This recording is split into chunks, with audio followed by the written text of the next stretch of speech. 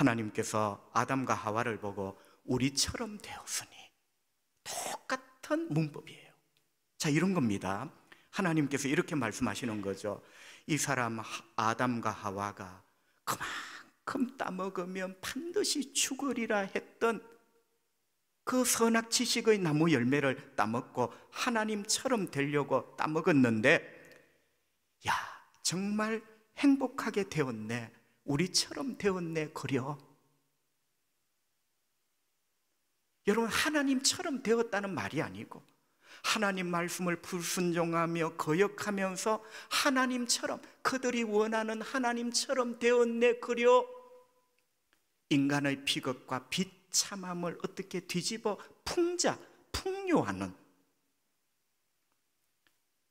인간이 그만큼 비참한 비극에 떨어졌다는 말이고, 또 하나, 우리처럼 되었네 그려. 우리처럼 되었으면 에덴 동산에 남아야죠. 우리처럼 되었네 그려 하고 에덴 동산에서 쫓아내거든요. 하나님의 참 아픈 마음을 이 문장 속에 녹아 이렇게 우리에게 말씀을 하고 있는 거죠. 여러분, 두 번째는 왜 에덴 동산에서 쫓아내셨는가?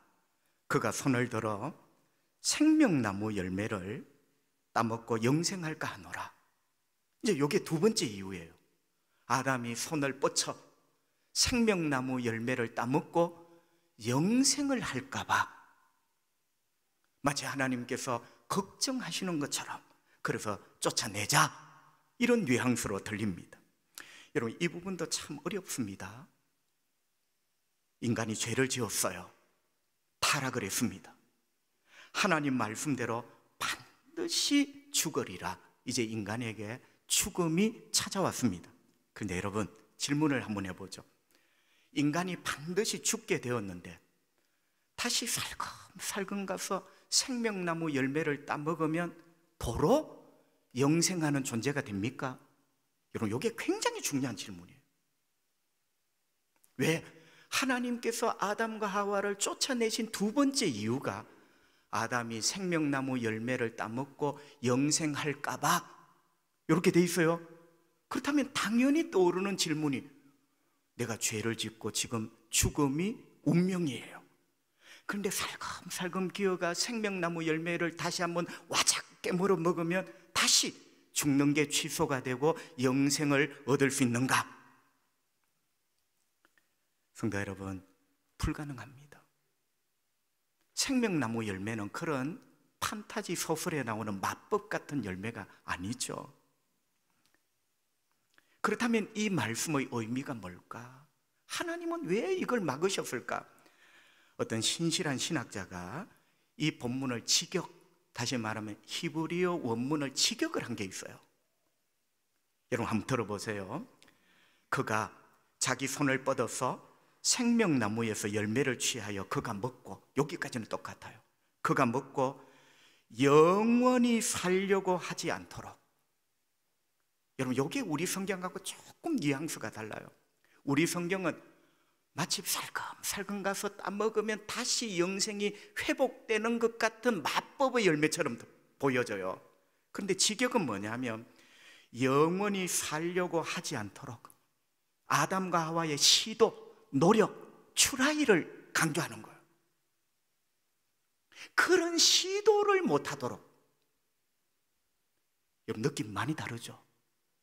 왜? 그 시도는 허황된 시도예요. 그 시도는 구원을 얻을 수 없는 시도예요. 구원을 얻을 수 없고 영생을 얻을 수 없는 시도인데 인간이 스스로의 힘으로 그 시도를 계속하는 것은 또다시 죄를 짓는 거예요. 하나님께서 그것을 막으시려고. 여러분, 어떻습니까? 그렇구나. 이제 뭔가 답이 보여지는 거죠. 그걸 못하시도록 쫓아내셨다는 거죠. 자, 여기까지 정리를 해보면 하나님은 분명히 두 가지를 아셨어요. 그 첫 번째가 뭐냐? 죄인이 된 인간이 생명나무 열매를 다시 따먹어도 다시 영생을 얻지 못한다. 하나님 아셨어요. 두 번째, 그런데 인간은 본능적으로 어떻게 해서든지 죽지 않고 영생을 얻으려고 본능적으로 생명나무 열매를 따서 먹으려고 시도할 것이다. 그게 아닌데 인간은 죽음에 대한 두려움, 구원에 대한 갈망으로 생명나무 열매를 따 먹으려고, 그게 아닌데 인간은 그렇게 시도할 것이다. 하나님이 아셨죠. 그래서 하나님께서 그것 막으시려고, 왜? 그게 길이 아니기 때문에 그건 못하게 하시려고 아예 쫓아내셨다. 이렇게 말씀을 하시는 겁니다. 성도 여러분, 인간의 이런 시도는 잘못된 구원의 시도입니다.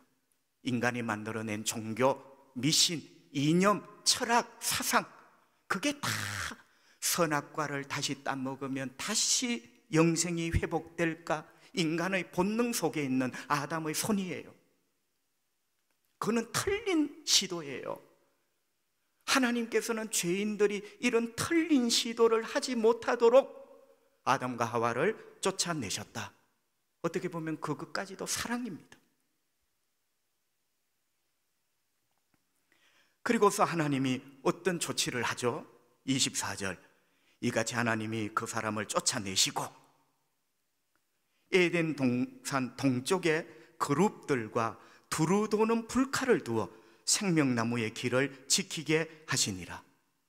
아멘. 아예 길을 막으셨대요. 성도 여러분, 아담과 하와를 쫓아내신 다음에 하나님께서 에덴 동산 동쪽을 지키게 하셨다. 나중에 말씀을 드리겠지만 1호 보건대 에덴 동산은 출입문이 딱 하나였다. 동쪽문. 여러분, 무엇으로 지킵니까? 그룹과 두루 도는 불칼. 직역을 하면 빙빙 도는 불칼. 여러분, 그룹은요 천사들 이름이에요. 빙빙 도는 불칼, 영적인 존재죠. 뭔지는 모르지만 인간이 도저히 뚫을 수 없는, 인간이 도저히 에덴 안으로 다시 들어갈 수 없는 영적인 세력들로, 여러분, 인간이 이런 영적인 세력을 어떻게 이겨요? 어떻게 뚫어요? 어떻게 이 철조망을 걷어내요? 그러니까 막힌 거예요. 왜 하나님께서 이렇게 하죠? 다시는 생명나무의 길, 그 길로 못 가도록 지키도록. 성도 여러분, 생명나무가 어디에 있었죠? 에덴 동산 정중앙에. 바로 생명나무 길이라는 말은 하나님께로 가는 길을 의미하죠. 하나님이 계시는 그곳으로 가는 길. 여러분 보세요. 인간은 다 막혔어요. 죄를 지어서 죽음이 숙명처럼 죄값을 받아야 돼 지옥에 떨어질 인간은 하나님께로 가는 길이 막혔어요. 아니, 하나님이 막으셨어요. 케루브, 천사들과 빙빙 도는 불칼로 막아버리셨어요. 큰일 났습니다. 이제 죄인이 된 인간은 자기 마음대로, 여러분, 내가 원한다고 해서 하나님이 계신 곳으로 들어갔다 나왔다 절대로 그렇게 못해요. 왜? 하나님께서 천사와 빙빙 도는 불칼로 막아버리신 거예요. 이 세상의 그 어떤 인간도, 그 어떤 죄인도 자기 스스로의 힘으로 하나님 앞에 나갈 수 없다. 그게 바로 에덴 동산 동쪽 문을 지키고 있는 그룹과 빙빙 도는 불칼의 의미입니다. 성도 여러분, 여기서 아담과 하와는 절망하죠. 모든 구원의 시도, 영생을 얻으려는, 다시 한번 하나님을 만나 배우려는 그 회복의 시도가 이제는 다 막혔어요. 인간의 힘으로는 할 수 없어요. 이게 아담과 하와만의 절망이겠습니까? 죄인인 우리 모두의 절망이죠. 헛수고라는 말이 있습니다. 친구야, 헛수고했네. 성도 여러분, 저는 이렇게 생각합니다. 이 세상에 수많은 헛수고가 있지만 그 헛수고 중에 헛수고가 인간의 노력, 인간의 시도로 구원을 얻는 것, 인간이 어떤 시도를 하여 하나님 앞에 다시 나갈 수 있다고 믿는 그 시도, 미안하지만 인간적으로 보면 기특하지만 성경은 말합니다. 헛수고 중에 헛수고다. 우리는 절망합니다. 길이 막혔어요. 우리 힘으로 그 철조망을 들어 올릴 수가 없어요. 성도 여러분, 여기서 끝일까요? 그런데 이 말씀을 뒤집어 보면, 자, 방금 전에는 분명히 우리의 절망이 느껴졌어요. 우리가 어떻게 거룩을 물리칩니까? 나 같은 인간이 어떻게 하나님이 보내신 빙빙 도는 불칼 같은 영적인 존재를 무찌를 수 있습니까? 우리의 절망이죠. 그런데 이걸 뒤집어 보면, 나 같은 인간 죄인의 손으로는 구원을 얻을 길이 없지만, 여러분, 역설적인 메시지죠. 그 구원의 길은 하나님께 달려 있다. 여러분, 성경의 구원의 메시지 첫 단계가 그거예요. 우리 인간에게는 다 길이 막혔어요. 그런데 뒤집어 보세요. 인간에게 막힌 이 길이 하나님이 여실 때 열려질 수 있다는 바로 그런 메시지를 우리에게 전하고 있는 거죠. 여러분, 이것을 보여주는 장면이 있어요. 바로 출애굽 광야 이스라엘 백성들입니다. 그들이 400년 동안 파라오에게 종노로 됐죠. 우리로 말하면 죄의 종노로 됐던 인간이에요. 그런데 하나님이 구원하셔서 하나님 자녀 삼으셨어요. 광야에 모였습니다. 하나님께서 뭐라 하십니까? 성막을 만들어라. 성막을 만들래요. 여러분, 성막은 텐트로 만든 하나님의 집입니다. 그런데 보세요, 하나님께서 모세에게 지시를 합니다. 아마 모세가 이렇게 생각했을 거예요. 성막을 만들어 어디에 세우지? 궁금하기도 전에 하나님께서 성막을 만들어라. 그 성막을 백성들 한가운데 설치를 하고 12지파는 이 성막을 중심으로 뺑둘러 머물거라. 여러분, 뭘 의미합니까? 이 성막은 하나님의 임재, 하나님이 주의 백성들과 함께 하신다는 상징이에요. 하나님이 함께 하십니다. 어디에? 백성의 한가운데. 여러분, 그 성막은요, 에덴 동산입니다. 하나님께서 어떻게 에덴 동산을 회복시켜 주시는가를 보여주는 사건이에요. 자, 하나님 한가운데 있는 에덴 동산에서 인간이 추방되었어요. 그런데 하나님께서 하나님의 백성들을 택하셔서 불러 구원하시고, 하나님께서 직접 그 백성 한가운데 내가 너희 가운데 있겠다라고 말씀을 하신 거죠. 여러분, 그 결정적인 증거가 두 가지가 있어요. 하나는 성막의 문이 동쪽으로 하나 나 있습니다. 여러분, 에덴 동산도 동쪽 문, 성막도 출입구가 딱 하나예요. 동쪽 문. 비슷하죠? 그 동쪽 문을 통하여 하나님이 계신 저 안쪽, 바로 지성소로 가는 겁니다. 여러분, 성막 전체도 하나님의 임재를 상징하지만 그 중에도 홀리 오브 홀리, 지성소, 가장 거룩한 곳, 거기에 하나님이 계시겠다 했거든요. 그 지성소가 동쪽 문과 일직선이 되어 있어요. 결국 동쪽으로 있는 에덴 동산이죠. 두 번째 결정적인 증거가 있는데요, 여러분, 지성소 바로 앞에 휘장이 쳐져 있어요. 여기는 지성소고, 지성소 바깥이 성소죠. 여기에 구별되는 커튼, 휘장이 쳐져 있다. 그런데 여러분, 이 휘장은 아무나 못 들어갑니다. 절대로 들어갈 수가 없어요. 들어가면 죽어요. 그래서 들어가지 말라고 휘장을 쳐놓은 거예요. 그런데 그 휘장에 자수가 놓여져 있습니다. 자수 아시죠? 수가 놓여져 있어요. 놓여진 그림이 뭘까요? 출애굽기 26장 31절, 너는 청색, 자색, 홍색 실과 가늘게 꼰 배실로 짜서 휘장을 만들고, 지성소 휘장이죠. 그 위에 그룹들을 정교하게 수를 놓아라. 그룹, 이게 에덴 동산이에요. 보세요, 커튼에 그룹이 수가 놓아져 있죠. 이게 그냥 문양이 아니고 그룹이 에덴 동산을 막고 있는 거예요. 오늘 본문에 나왔죠? 그룹과 두루 도는 불칼이 동쪽 문을 탁 막고 있잖아요. 하나님께 가는 길을 막아 쓰잖아요. 똑같은 모양입니다.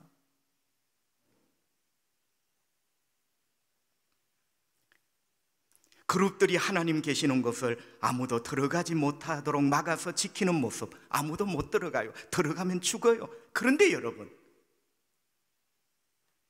유일하게 들어가는 게 허락되는 때가 있어요. 이제 여기서부터 에덴 동산이 풀려지는 거예요. 죄인인 인간이 하나님께 나갈 수 있는 어떤 작은 단추들이 이렇게 시작이 되는 거죠.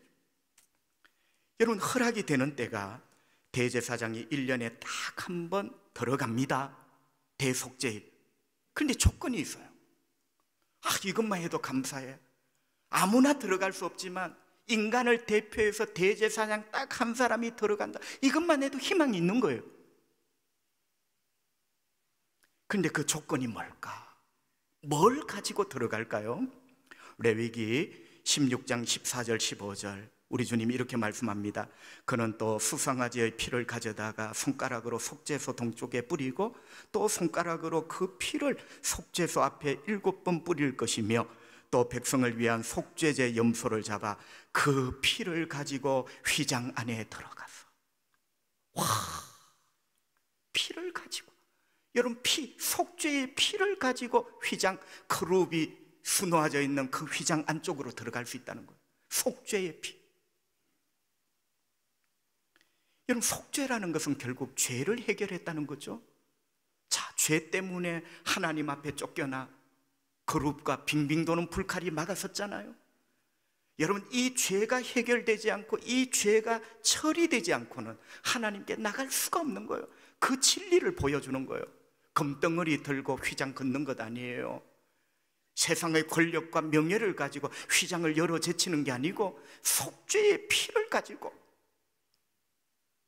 우리를 대표하는 대제사장이 1년에 한 번 들어갈 수 있다. 성도 여러분, 하나님은 성막에서 놀라운 진리를 우리에게 계시해 줍니다. 죄인이 하나님 앞에 다시 들어갈 수 있는 길은 속죄의 피가 필요하다. 여러분, 이 속죄가 신약 성경에 내려오면 용서라는 말로 또 바뀌어 쓰여집니다. 죄 용서가 뭡니까? 죄가 처리되었다는 거예요. 죄가 하나님의 입장에서 해결되었다는 거예요. 그게 용서입니다. 그래 뭐 없는 걸로 하자 이런 게 아니에요. 용서라는 말은 죄의 처리, 해결을 뜻하는 거죠. 여러분, 그게 될 때 하나님 앞에 나갈 수 있다. 그런데 여러분, 어떻게 하면 좋습니까? 구약은 이 속죄를 위하여 흠없는 짐승이 죽잖아요. 흠없는 짐승이라는 말은 인간으로 말하면 죄 없는 인간을 뜻하는 거예요. 여러분, 내가 죄인인데 나를 위하여 대신 죽는 사람이 죄가 있으면 그게 말이 안 되죠. 그래서 속죄의 제물의 1번 조건이 흠없는, 인간으로 적용하면 죄 없는, 이런 말이 되겠죠. 근데 어떻게 하면 좋습니까? 구약의 제물은 그때예요. 내가 죄 지으면 또 내일 또 염소를 끌고 와야 돼. 또 죄를 지으면 또 내일 양을 끌고 와야 돼. 그때야. 여러분, 이 속죄의 제물 유효기 하는 그날입니다. 나의 그 죄에 대해서 그 제물 끝이에요. 그림자죠. 그런데 하나님께서 이 그림자 넘어 진짜 영원한 속죄의 실체를 우리에게 약속을 해주셨어요. 여러분, 영원한 속죄가 뭡니까? 구약의 제물은 나의 죄를 위한 제물이에요. 영원한 속죄는 모든 사람의 죄를, 나의 모든 시간의 죄를, 과거와 현재와 미래, 내가 지었던, 알고 지은 모르고 지은 모든 죄를 오늘 하루만 아니라 영원히, 여러분, 그게 완전한 속죄입니다. 다시 한번요, 모든 사람의 죄를, 그 사람의 모든 시간의 죄를, 그 사람의 모든 죄를 영원히 속죄할 그런 속죄가 우리에게 필요한 거죠. 왜? 우리는 태어날 때부터 죽을 때까지 죄인이기 때문에 그런 속죄의 피가 아니고서는 우리가 구원받을 체주가 없는 거예요. 마침내 하나님께서 그 영원한 속죄를 이룰 피를 이 땅에 주셨어요. 그게 예수 그리스도의 십자가의 피입니다. 드디어 그림자가 아니라 영원한 속죄, 완전한 속죄를 이룰 실체가 이 땅에 온 거죠. 여러분, 예수님은 십자가 위에서 도가 통한 분이 아닙니다. 예수님은 십자가 위에서 덕도하신 분이 아니에요. 십자가 위에서 수행하신 분이 아닙니다. 성경을 보세요. 성경 모든 곳에 예수는 십자가에서 피 흘려 죽으셨다. 우리를 위한 속죄의 피를 흘려주신 거예요. 예수님이 십자가에 못 박혀 피 흘려 죽으셨을 때 그 장면을 마가는 이렇게 표현을 했어요. 마가복음 15장 38절, 이에 성소 휘장이 위로부터 아래까지 찢어져 둘이 되니라. 지성소를 가로막고 있던 그룹이 수놓아졌던 휘장이 찢어졌대. 여러분, 이걸요 표면적으로 보면 커튼이 찢어진 거예요. 그런데 영적으로 보세요. 천사들이 물러간 거예요. 죄인이 하나님 앞으로 못 나가도록 막아선 그룹들이 물러간 거예요. 뭐를 통하여? 예수님의 십자가의 속죄의 피, 그 죽음을 통하여 너는 절대로 하나님 앞에 못 나가, 에덴 동산 한가운데 계시는 하나님께로 못 나가 막아서던 그 그룹들이 뒤로 물러간 거예요. 길이 열렸습니다. 하나님 앞으로 나갈 수 있는 길이 열렸어요. 에덴 동산 한가운데로 나갈 수 있는 길이 열려졌어요. 예수 그리스도의 죽음을 인하여. 그래서 마가는 성소 휘장이 찢어졌다는 거예요. 여러분, 그 성소 휘장에 그룹이 새겨졌다는 것. 예수님은 요한복음 14장 6장에서 이렇게 말씀하셨어요. 예수께서 이러시되 내가 곧 길이다. 길을 여신 거죠. 동쪽 문이 막혔는데 길이 열려진 거예요. 진리요 생명이니 나로 말미암지 않고는 아버지께로 올 자가 없느니라. 예수님이 무슨 길이죠? 돈 버는 길 아니에요. 하나님 아버지께로 가는 길이 예수님이에요. 예수님이 그 길을 십자가의 죽으심으로 그룹이 수놓아진 휘장을 찢어버리시고 에덴 동산 안으로 모든 죄인이 들어갈 수 있도록 예수님이 길이 되신 거예요. 여러분 아시죠? 길을 걷지 않고는 집으로 갈 재주가 없습니다. 예수를 믿지 않고는 하나님 아버지께로 갈 재주가 없어요. 왜? 예수가 길이기 때문에. 집은 그 길 끝에 있는 거예요. 말씀을 정리합니다. 하나님께서는 에덴 동산에서 먹지 말라 하셨습니다. 기억나시죠? 먹지 마라. 먹으면 반드시 죽을 것이다. 예수님은 먹으라 하십니다. 에덴 동산의 하나님은 선악과를 따먹지 말라 하셨고 예수님은 나를 먹으라 하셨어요. 에덴 동산의 하나님은 따먹는 날에는 네가 반드시 죽으리라 하셨습니다. 예수님은 나를 믿는 자는 반드시 살리라 하셨어요. 요한복음 6장 57절 하반절, 나를 먹는 그 사람도 나를 말미암아 살리라. 나를 먹어라. 나를 먹어야 너희들이 산다. 예수님은 우리의 생명의 빵입니다. 나를 먹는다는 것은 결국 예수를 믿는다는 거예요. 예수님은 우리의 생명의 빵이에요. 그 빵을 먹어야 사는 거예요. 에덴 동산은 먹지 마라. 먹으면 죽는다. 예수님은 나를 먹어라. 나를 먹어야 너희가 살리라. 성도 여러분, 인간은 먹는 것 때문에 반역하고 죄인이 되었습니다. 아담과 하와는 먹는 것 때문에 저주를 받고 죽음에 떨어졌습니다. 그런데 이번엔 거꾸로 먹는 것 때문에 우리는 의인이 되고 먹는 것 때문에 새 생명 얻고 먹는 것 때문에 영원히 사는 복을 얻게 됩니다.